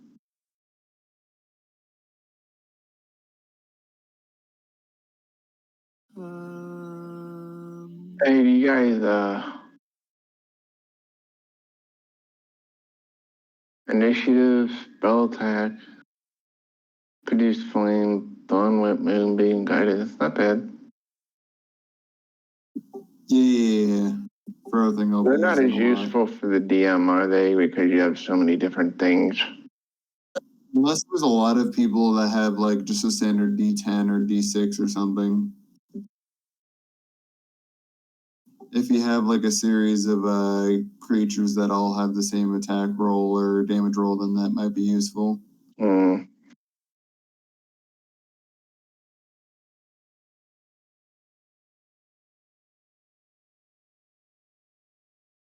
You can link up stat blocks in Roll20, but I've never bothered to do that. Yeah, it sounds like a lot of work. What if you spent all that time doing it and then you died? Your character fucking died. The very same session. Hey guys, I learned how to do macros. Well, I hope you did one for death saves. It's just a D20. Oh. Well, I mean, okay, so for next week, I guess it's gonna be Wednesday? ATG. Probably like a Wednesday or something like that. Wednesday might be my good day.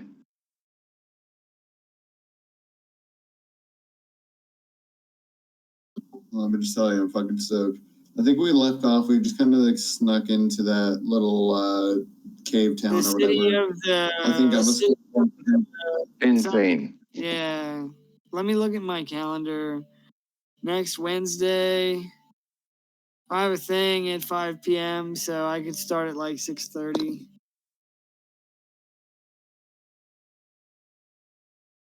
Okay. I hope that's okay.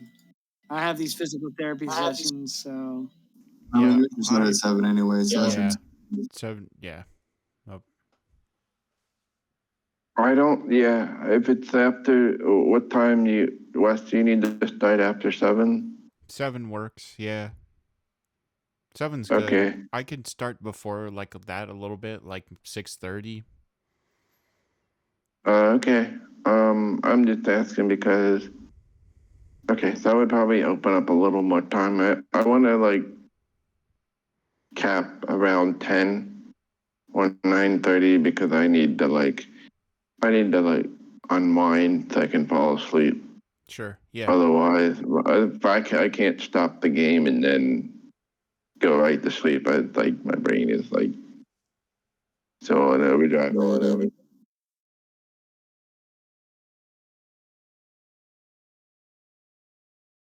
That's fine. That's still a solid 3.5-ish hours, depending on when we start. I heard in King's Garden, the king was cheated on his wife, and his wife turned him into a squirrel. The curse. So he sits on the throne with a little tiny squirrel crown on. I don't think that's what I heard. I think you're thinking of the regent of Lindblom. Doesn't he build airships too? No, He doesn't build airships. no.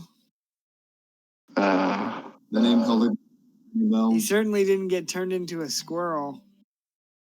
did he do keto? I don't know. Maybe you could ask him if you ever meet the king.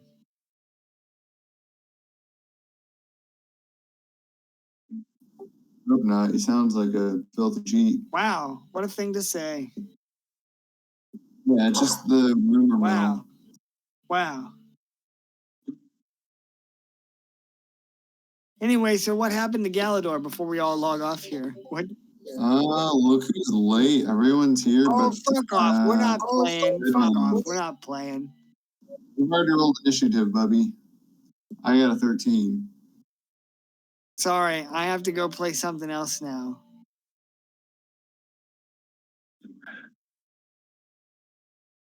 Of course, Crass credit on his initiative. Damn. What are you rolling for initiative? I'm not. Yeah. Shit. I should just show you guys the next room. Hang on, I want to make sure Fog of War is turned on. I'll show you guys your next room. I don't no descriptions yet. So you can shit. They can make whatever assumptions. I really can't wait to showcase this map. Because you're not gonna guess in a million years what program I used to make it. It's called Anyway, for Galador, it's called Microsoft. you just say Oh, go ahead. Sorry, keep going. Yeah, what's Gallywag up to? You can say we just left him in the portal instead of resing him. Yeah, he could just be in the astral sea somewhere. Hey, where's my glasses? Where's everybody?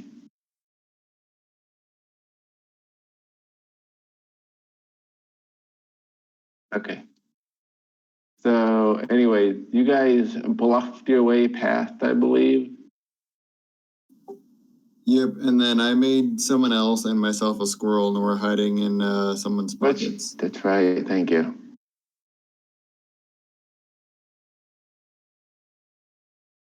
Hey, this should be, hopefully, I don't forget how to DM, and this should be all dark. Oh man, this is a sick map, dude. Stop it. Okay, and view area down at the bottom center. This says, it says, if you smoke in a hotel room, they'll charge you around $250. But you can jizz on anything you want in the room for free. Oh my God.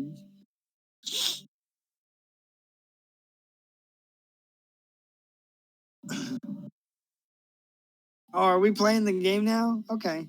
No, I'm just showing you the first room. I want to roll a stealth check. No, I'm just kidding. Okay. I want to roll to be drunk. Nice. Anyway, I am actually going to log now. Yeah, sounds good, gents. Yeah. But I'll see you all next Wednesday. Yeah, I Back to fighting the yeah. Sounds good, guys. Thanks for a great campaign. It was awesome. No, thank you. Thanks, buddy. Dude. Absolutely, friends. I will catch you guys tomorrow. All right. Bye. Later, Peas. See you See guys. ya.